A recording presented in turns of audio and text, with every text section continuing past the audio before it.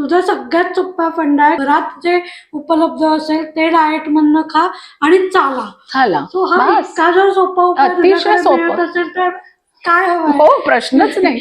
आणि काही गोष्टी मात्र तुम्हाला म्हणजे कटाक्षाने पाळायच्या असतात, म्हणजे घरातल्या घरात सुद्धा. म्हणजे आता तुम्ही जेव्हा भात खाता तर तुम्ही तो विचार करून की तुम्ही दुपारी थोडासा असा म्हणजे वरण किंवा हे प्रोटीन बरोबर तो खाल्ला पाहिजे वगैरे. हेच रात्री भात खाणं हे वर्ज्य करावं.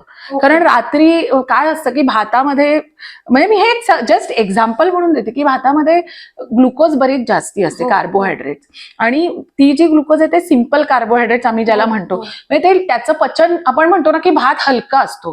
का हलका? कारण बॉडीला तो लगेचच पचवता येतो, पण त्याचं सगळं रूपांतर ग्लुकोज मध्ये होतं. आणि रात्री तुम्ही झोपणार असता, म्हणजे जेवल्यानंतर काही 2-3 तासांनी तुम्ही झोप, सो ती जी ग्लुकोजचा जो सर्ज बॉडीमध्ये म्हणजे ब्लड मध्ये अशा पीक लेवलला जातं, त्याचा वापर होतच नाही.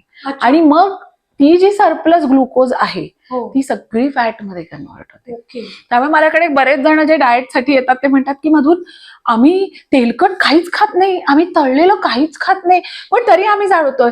पण ते रिअलाइजच होत नाही की बॉडी म्हणजे आणि आपलं लिव्हर जे आहे हे इतकं सगळं, I think the best lab in the world, म्हणजे अशी लॅबोरेटरी तुम्हाला बाहेर कुठेही मिळणार नाही जी आपल्या शरीरात असते. त्या लिव्हरला